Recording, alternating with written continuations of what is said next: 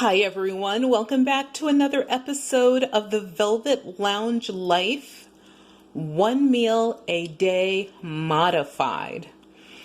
Yes, there's a collaboration here. So, today's topic is eating out. And what are some of the best restaurants to eat out at if you are really trying to have a healthier diet for life?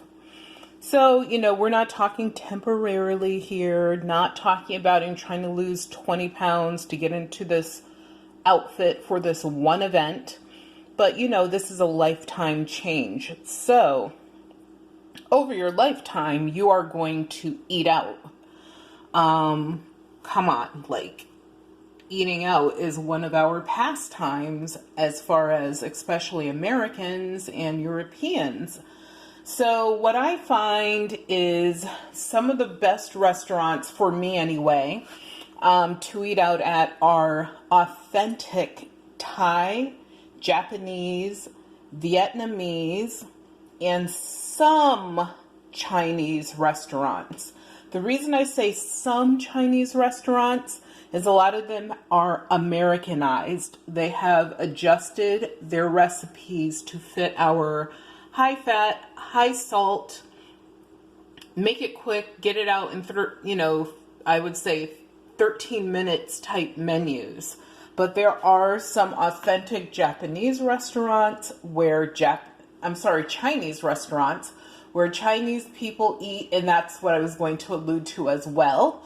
The best restaurants, as far as I'm concerned, are those that have, if you're going to a Thai restaurant and there are no Thai people in there, there should be a lot of them.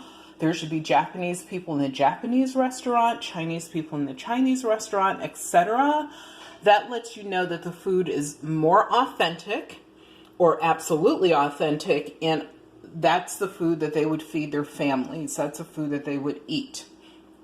If you think about it, if you go to a Chinese takeaway, for example, as they call it in the UK, or a Chinese takeout restaurant, you don't see any Chinese people in there unless they're they own the restaurant, they're cooking, doing whatever it is, the management of the restaurant.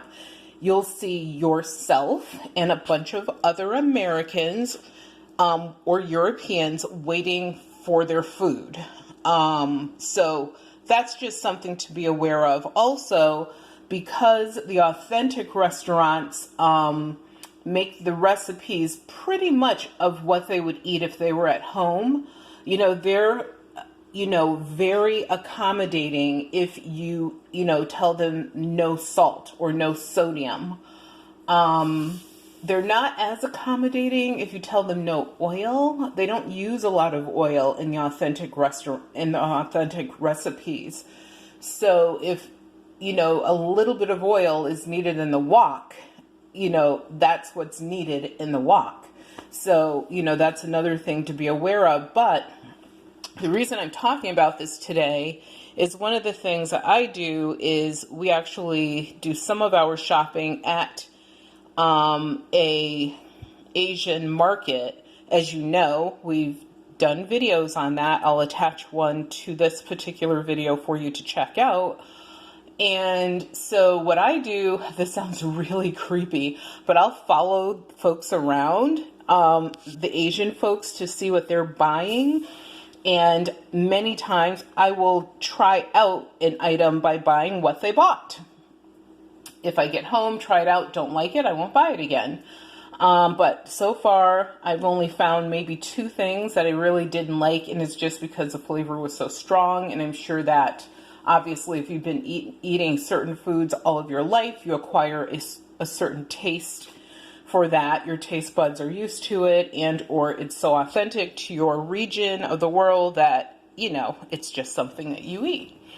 But what I did today is I made my version of a noodle bowl, a seafood noodle bowl. And this one I actually use ramen noodle in it that I got from the Asian market, which is different than that stuff that you buy at the American grocery stores and big box stores. And